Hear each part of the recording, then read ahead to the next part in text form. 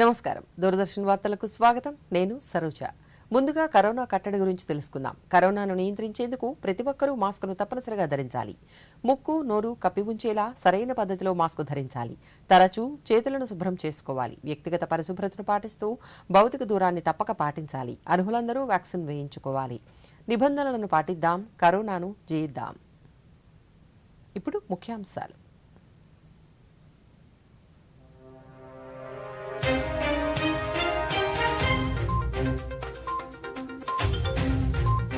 ఢిల్లీలో నూతన పార్లమెంటు భవనంపై జాతీయ చిహ్నాన్ని ఆవిష్కరించిన ప్రధాని 4 సింహాలతో కూడిన అశోక స్తంభాన్ని నిర్మించిన శ్రమజీవుల ప్రయత్నాలను చూసి గర్విస్తున్నట్లు మోదీ ట్వీట్. గృహ నిర్మాణ శాఖపై ముఖ్యమంత్రి జగన్ సమీక్ష నాణ్యత విషయంలో రాజీ పడొద్దని అధికారులకు దిశానిర్దేశం. జగనన్న విదేశీ విద్యా దీవెనపై నూతన మార్గదర్శకాలు విడుదల చేసిన రాష్ట్ర ప్రభుత్వం ఆర్థికంగా వెనుకబడిన అగ్రకులాల వారికి కూడా వర్తించేలా పథక రూపకల్పన. సెప్టెంబర్ 27 నుంచి తిరుమల శ్రీవారి వార్షిక బ్రహ్మోత్సవాలు 2 ఏళ్ల తరువాత మాడవీధులలో స్వామివారి వాహన సేవలు నిర్వహిస్తున్నామన్న టీటీడీ చైర్మన్ వైవి సుబ్బారెడ్డి. నూతనంగా అభివృద్ధి చేసిన 75 కృత్రిమ మేధో ఉత్పత్తులను ఆవిష్కరించిన రక్షణ మంత్రి రాజ్నాథ్ సింగ్ మానవ వికాసానికి శాంతి ప్రయోజనాల కోసం కృత్రిమ మేధను వినియోగించాలని వెల్లడి.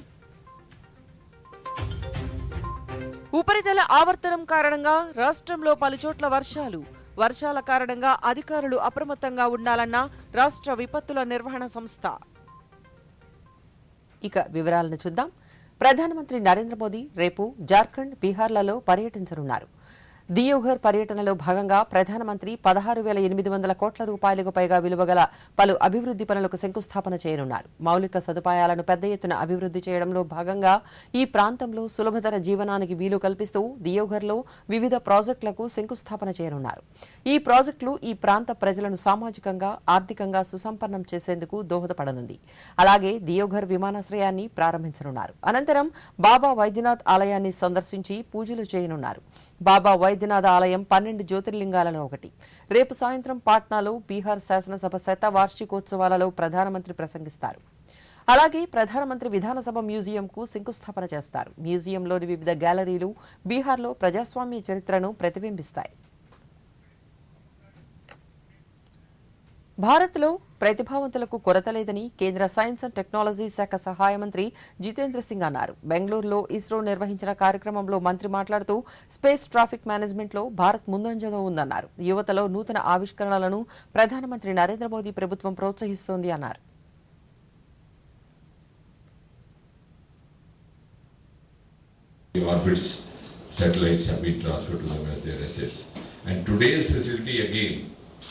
Of late, you would have realized that we are not behind any other space agency of the world of the country, and sometimes we are also dropping cues for others, like our Mangalyaan is. Many of our inputs are now being procured by NASA.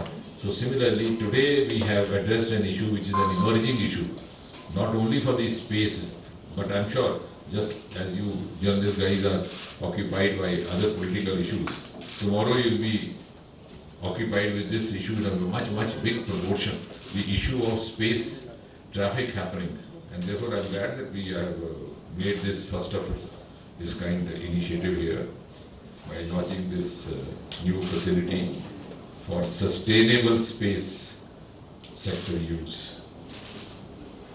and which will of course deal with space awareness and at the same time space traffic management. So I think that's a very fanciful term for you. It's no longer road traffic management, it's space traffic management, which India actually has embarked on. ఎగువ ప్రాంతాలలో కురుస్తున్న భారీ వర్షాల కారణంగా గోదావరి నదికి భారీగా వరద నీరు చేరుతోంది. ధవళేశ్వరం బ్యారేజ్ వద్ద గోదావరి వరద ఉధృతి కొనసాగుతోంది.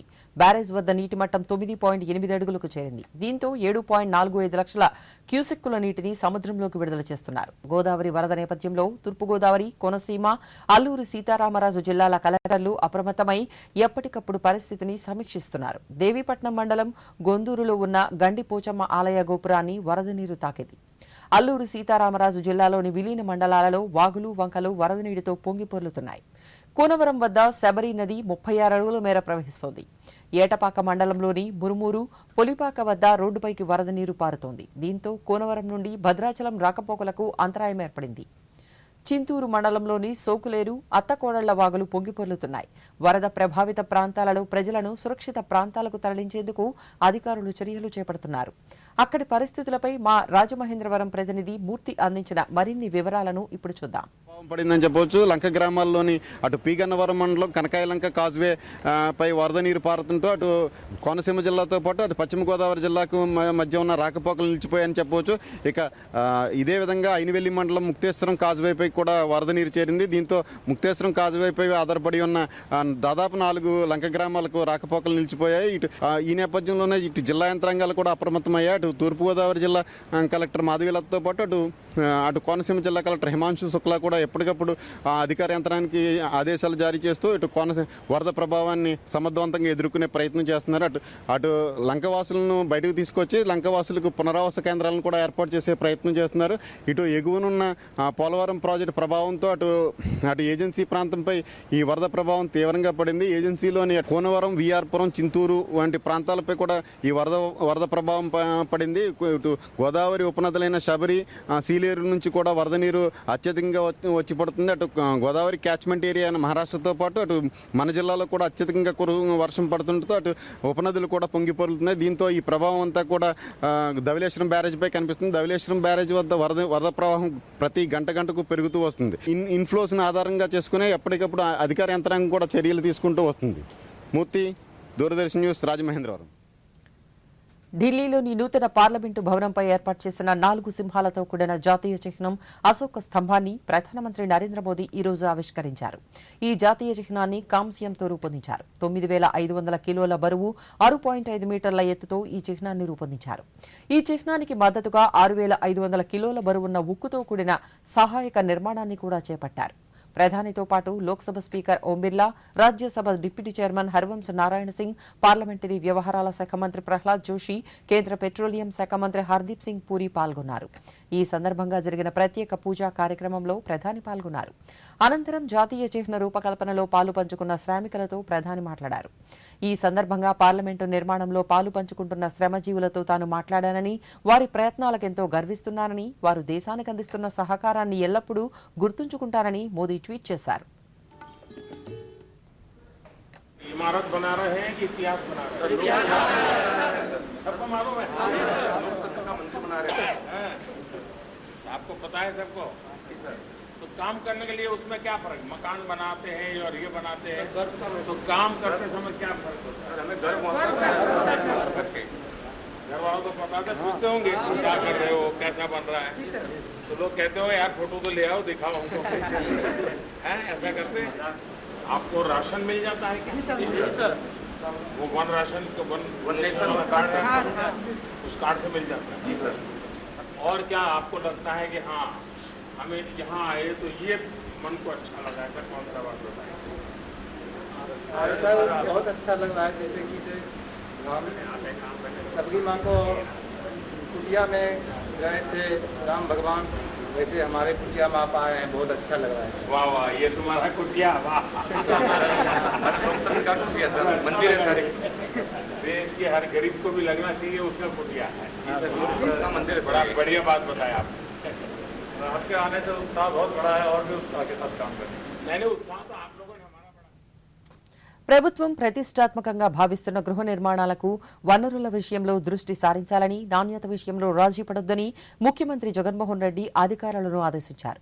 గృహ నిర్మాణ శాఖపై తాడేపల్లిలోని క్యాంపు కార్యాలయంలో నిర్వహించిన సమీక్షా సమావేశంలో ముఖ్యమంత్రి మాట్లాడుతూ జగనన్న కాలనీలలో డ్రైన్లు సహా మౌలిక సదుపాయాల కల్పనకు అత్యధిక ప్రాధాన్యతనివ్వాలన్నారు. డ్రైనేజ్, విద్యుత్, నీటి సరఫరా అంశాలపై దృష్టి సారించాలన్నారు. ఇళ్లలో అమర్చే బల్బులు, ట్యూబ్లైట్లు, ఫ్యాన్లు నాణ్యతలో ఎలాంటి రాజీ పడే ప్రసక్తే లేదన్నారు.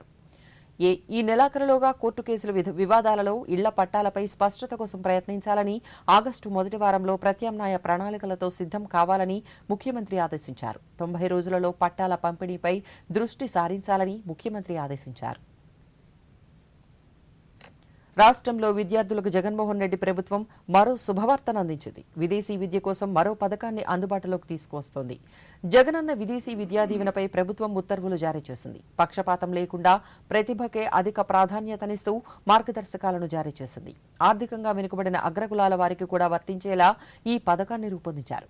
క్యూఎస్ ర్యాంకింగ్స్ లో ప్రపంచంలోని మొదటి 200 విశ్వవిద్యాలయాలలో సీటు సాధించిన వారి ఖర్చును రాష్ట్ర ప్రభుత్వమే భరించనుంది. మొదటి 100 ర్యాంక్స్ లో ఉన్న యూనివర్సిటీలలో సీటు సాధిస్తే పూర్తి ఫీజు రియంబర్స్మెంట్ ఇవ్వనుంది.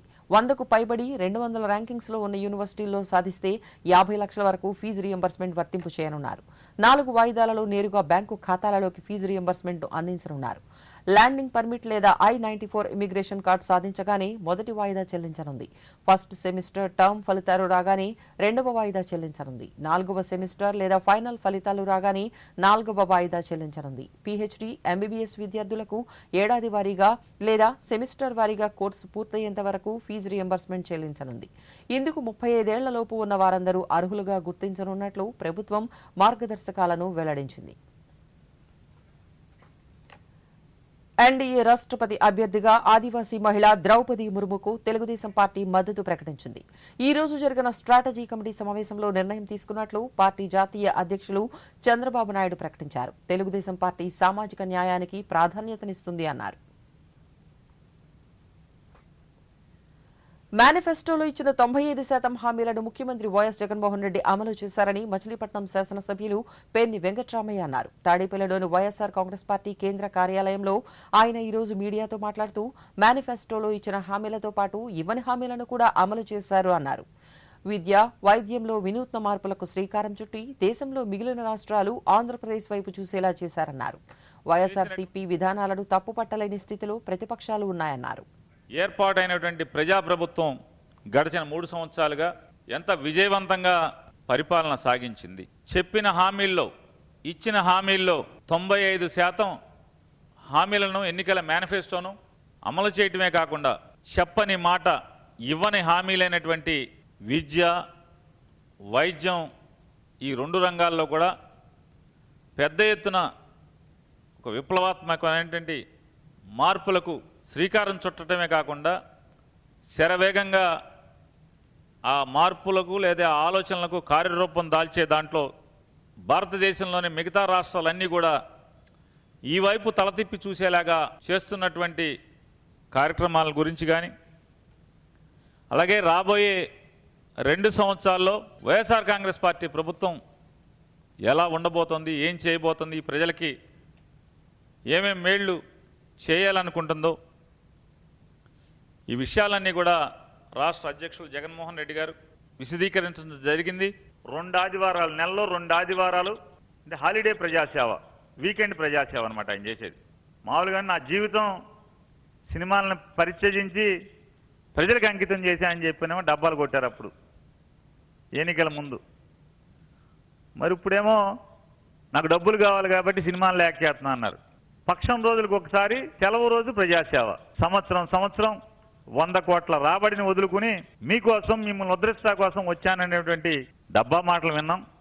అత్యంత ప్రముఖమైనటువంటి చిలక జోషి ప్రావీణ్యంలో సెలబ్రిటీ కదా మీరు చెప్పారు కదా 2019లో జగన్మోహన్ రెడ్డి సీఎం కాలేడు, ఇది పవన్ కళ్యాణ్ శాసనం అని చెప్పింది మీరేగా, చిలక జోషి చెప్పింది. ఈ చిలక జోషియాలు చెప్పడాలు మీకు అలవాటు తప్పితే ఈ ప్రజాస్వామ్యంలో జగన్మోహన్ రెడ్డి గారు ప్రజలను నమ్ముకుంటాడు. ఎప్పుడు కూడా జగన్మోహన్ రెడ్డి గారు 100కి 100% ప్రజలను మాత్రమే నమ్ముకుంటాడు. తమకులాగా విమానాల కంపెనీలోనో చంద్రబాబు నాయుడునో ఇట్లాంటి వాళ్ళని ఎవరు నమ్ముకోడైనా.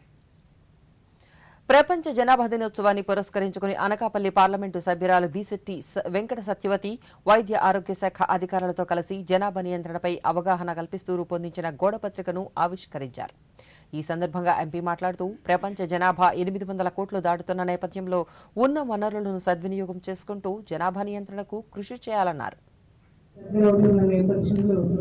ప్రపంచ దేశాలన్నీ కూడా మనకున్న వనరుల్ని ఎట్లా సద్వినియోగం చేసుకోవాలి, పుట్టిన ప్రతి బిడ్డని ఎలా సంరక్షించుకోవాలి. మరి ఒకప్పటి కంటే భిన్నగా ఈరోజు ఆయు పరిమాణం పెరిగింది. సగటు ఆయుర్దాయం 72 సంవత్సరాలకు కూడా పెరిగింది. అది వైద్య శాస్త్రం సాధించిన ఘనత.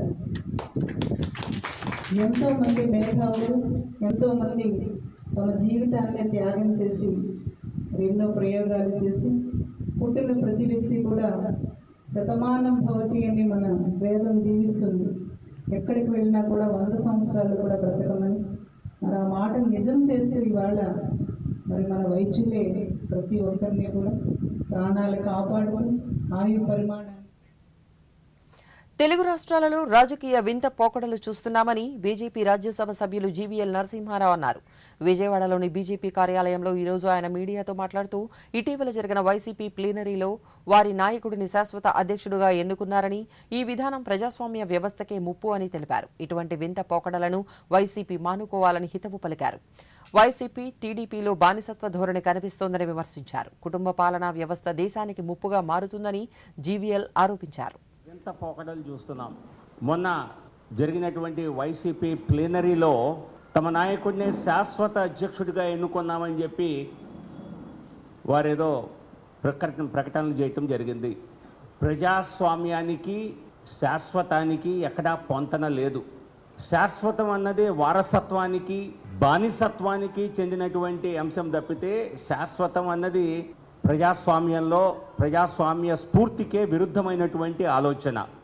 అటువంటి విరుద్ధమైన ఆలోచన ప్రకటన చేస్తూ అదేదో తామేదో సాధించినట్టుగా నిన్న చేసినటువంటి వైసీపీ ప్రయత్నం ఏదైతే ఉన్నదో ఇది ప్రజాస్వామ్య మనుగడకే ముప్పు. పక్క రాష్ట్రంలో కూడా చూస్తున్నాం.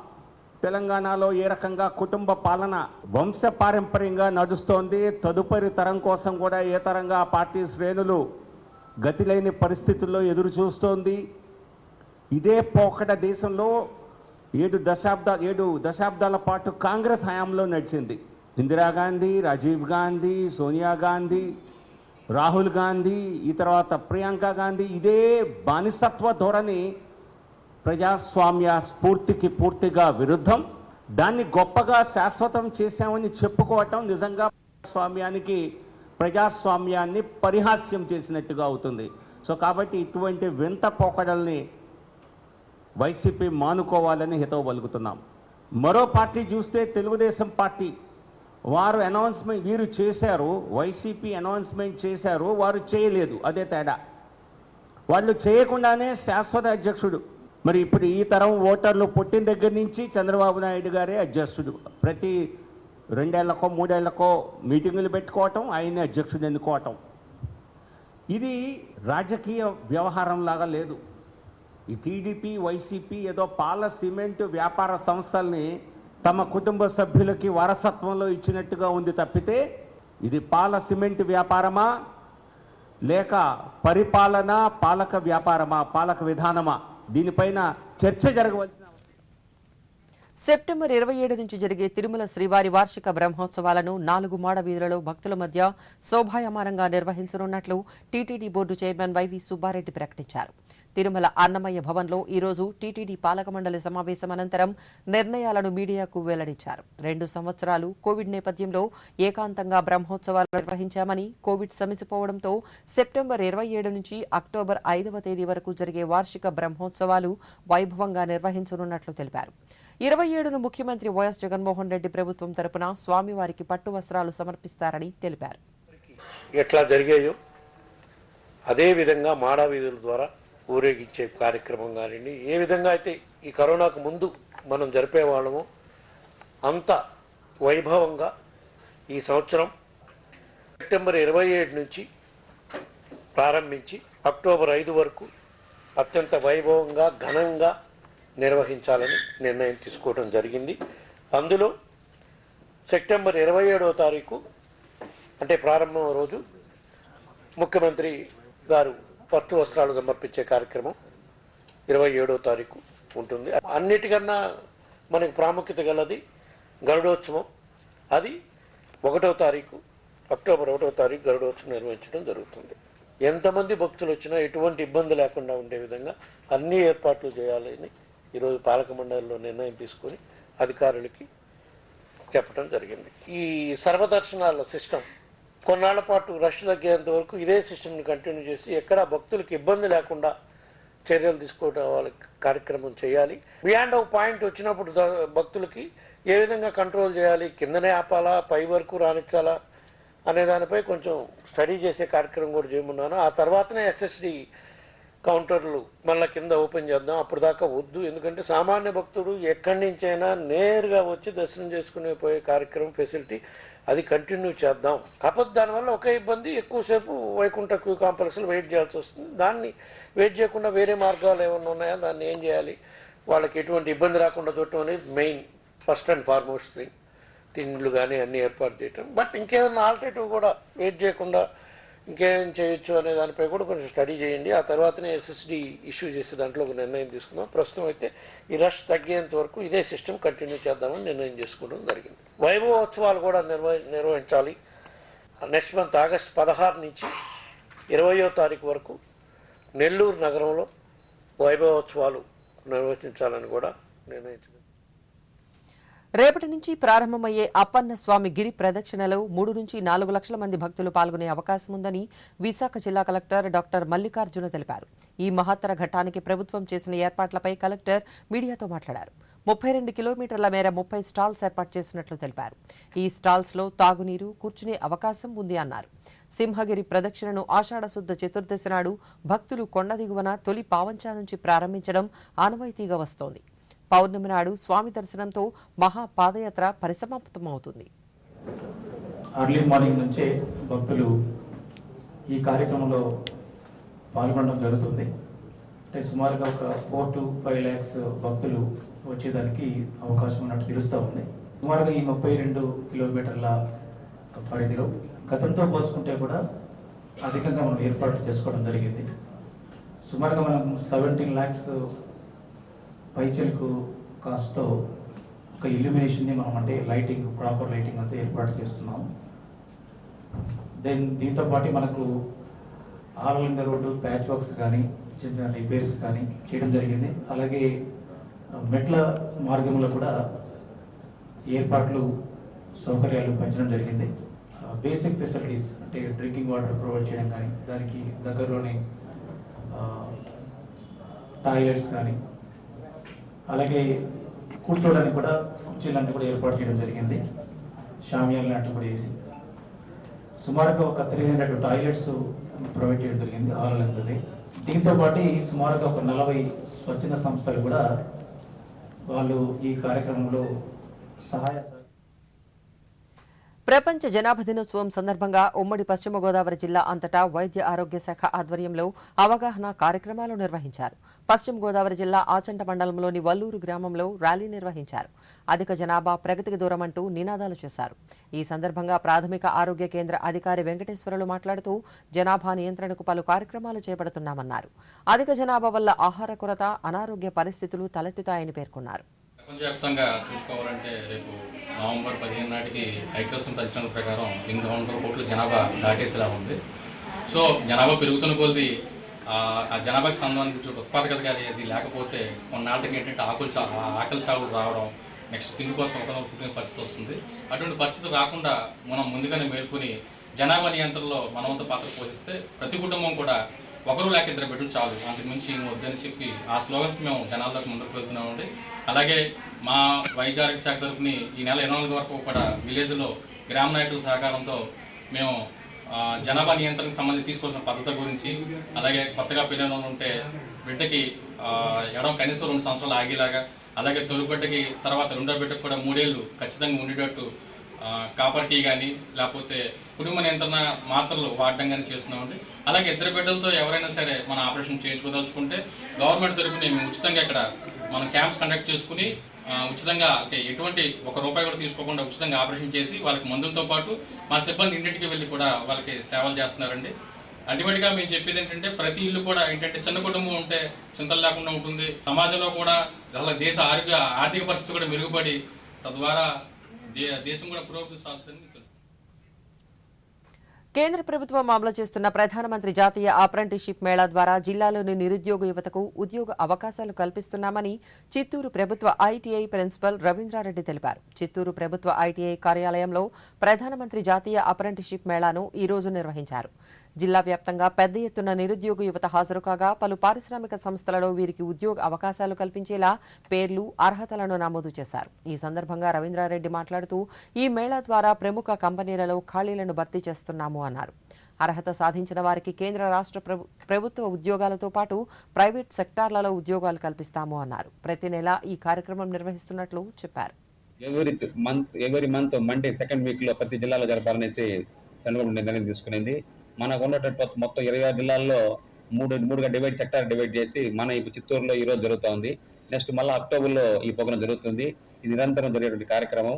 ఈ ప్రోగ్రామ్ లో మెయిన్ ఇండస్ట్రీ వాళ్ళతో పిల్లల అప్రెంటిస్షిప్ కోసం ఎంగేజ్ చేయాలనేసి ఈ యొక్క ప్రధానమంత్రి నేషనల్ అప్రెంటిస్ మేళాన్ని నిర్వహిస్తున్నాం. లోకల్ ఉన్న కంపెనీలన్నీ పిలిచాము. Main Amaravati group of industry వాళ్ళకి ఎక్కువగా క్యాండిడేట్లు కావాల్సి వస్తుంది. తర్వాత చుట్టుపక్కల ఉన్నటువంటి గ్రవిటా కంపెనీ కావచ్చు, ఆటోమొబైల్ సెక్టార్ కావచ్చు, పల్ప్ కంపెనీస్ కావచ్చు, ఫుడ్ ప్రొడక్ట్స్ కంపెనీస్ కావచ్చు, అందరినీ ఇన్వైట్ చేయడం జరిగింది. తో ఇండస్ట్రీ డిపార్ట్మెంట్ కోఆపరేటివ్ ద్వారా ఆల్ ఇండస్ట్రీస్కి ఇన్వైట్ చేయడం జరిగింది. వాళ్ళతో పిల్లలను టైఅప్ చేసి రిజిస్ట్రేషన్ మొత్తం ప్రాసెస్ అంతా ఆన్లైన్లో జరుగుతుంది. ఆన్లైన్ మోడ్ ఫ్రీ మోడ్ అది పిల్లలు డైరెక్ట్గా చేసుకోవచ్చు. అప్రూవ్ అయిన తర్వాత పిల్లలకి ఎగ్జామ్ కూడా లేదు, వాళ్ళు డైరెక్ట్గా ప్రాక్టికల్ ఎగ్జామ్ మాత్రమే ఉంటుంది. పాస్ అయితే వాళ్ళు ఏ ఉద్యోగం కానీ ఎలిజిబిలిటీ ఉంటుంది. సెంట్రల్ జాబ్ కానీ గవర్నమెంట్ జాబ్, ప్రైవేట్ జాబ్స్. ఇది నూతనంగా అభివృద్ధి చేసిన 75 కృత్రిమ మేధో ఉత్పత్తులను రక్షణ మంత్రి రాజ్నాథ్ సింగ్ ఈ రోజు ఢిల్లీలో ఆవిష్కరించారు. ఈ సందర్భంగా మంత్రి మాట్లాడుతూ కృత్రిమ మేధస్సును మానవాళి అభివృద్ధిని, శాంతి కోసం మాత్రమే ఉపయోగించాలి అన్నారు. మానవాళి అభివృద్ధిలో కృత్రిమ మేధస్సు విప్లవాత్మక అడుగు అని మంత్రి పేర్కొన్నారు. రక్షణ, ఆరోగ్యం, వైద్య, వ్యవసాయం, వాణిజ్యం సహా దాదాపు అన్ని రంగాలలో కృత్రిమ మేధస్సు పనిచేస్తోంది అన్నారు.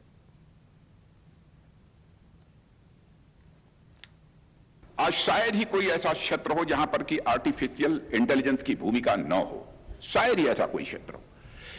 मेडिकल सेक्टर में देखें तो आज आर्टिफिशियल इंटेलिजेंस का इस्तेमाल कॉम्प्लेक्स मेडिकल और हेल्थ केयर डाटा के एनालिसिस और प्रेजेंटेशन में बखूबी किया जा रहा है. एग्रीकल्चर सेक्टर में भी यदि देखें तो artificial intelligence system overall harvest quality improve करने में सहायक हो रहे हैं, जिसे प्रिसीजन एग्रीकल्चर के नाम से जाना जाता है.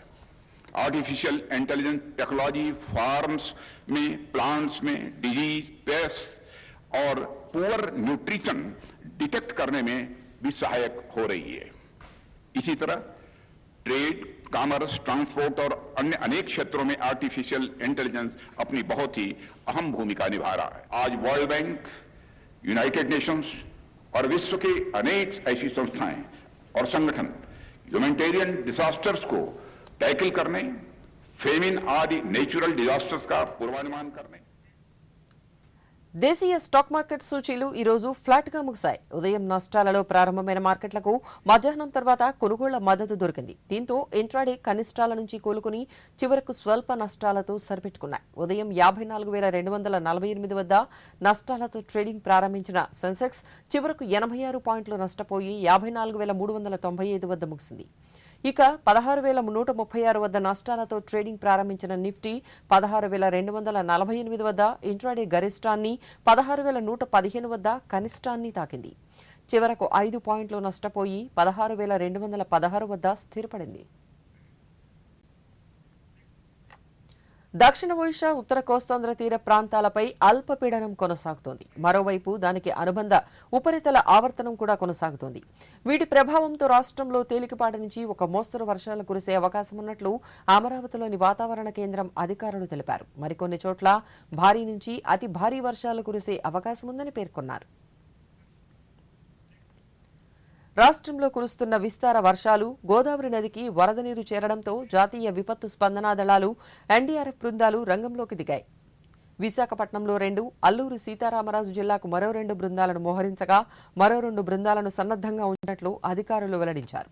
ఈ బృందాలు కృష్ణా జిల్లా గన్నవరం మండలం కొండపావులూరు నుంచి విశాఖ, అల్లూరు సీతారామరాజు జిల్లాలకు వెళ్లాయి. ప్రధానమంత్రి నరేంద్ర మోదీ తన మనసులోని భావాలను దేశ ప్రజలతో పంచుకునే మన్ కీ బాత్ 91వ సంచిక ఈ నెల 31వ తేదీ ఆదివారం ఉదయం 11 గంటలకు ప్రసారమవుతుంది. మన్ కీ బాత్ కార్యక్రమానికి ప్రజలు తమ సూచనలు, సలహాలను అందించాలని ప్రధాని కోరారు. ప్రజలు తమ స్వర సందేశాలను 1800117800 నెంబర్కు ఈ నెల 28వ తేదీ సాయంత్రం వరకు పంపవచ్చు. అలాగే www.mygov.in వెబ్సైట్ ద్వారా కానీ 1922 నెంబర్కు మిస్డ్ కాల్ ఇవ్వడం ద్వారా తిరిగి మన మొబైల్కు వచ్చే సంక్షిప్త సందేశంలోని లింక్ ద్వారా కూడా అభిప్రాయాలను తెలియజేయవచ్చు. ఆకాశవాణి సమన్వయంతో దూరదర్శన్ ఛానళ్లు మన్ కీ బాత్ కార్యక్రమాన్ని ప్రసారం చేస్తాయి. ఈ కార్యక్రమ తెలుగు అనువాదం వెనువెంటనే దూరదర్శన్ సప్తగిరి, యాదగిరిలలో ప్రసారమవుతుంది.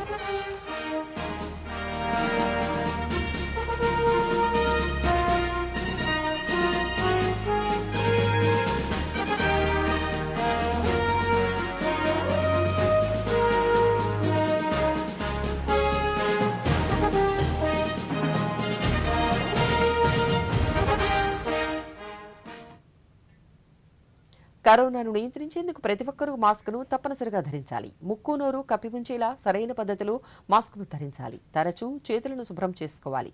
వ్యక్తిగత పరిశుభ్రతను పాటిస్తూ భౌతిక దూరాన్ని తప్పక పాటించాలి. అర్హులందరూ వ్యాక్సిన్ వేయించుకోవాలి. నిబంధనలను పాటిస్తూ కరోనాను జయిద్దాం. ఈ వార్తలు ఇంతటితో సమాప్తం. నమస్కారం.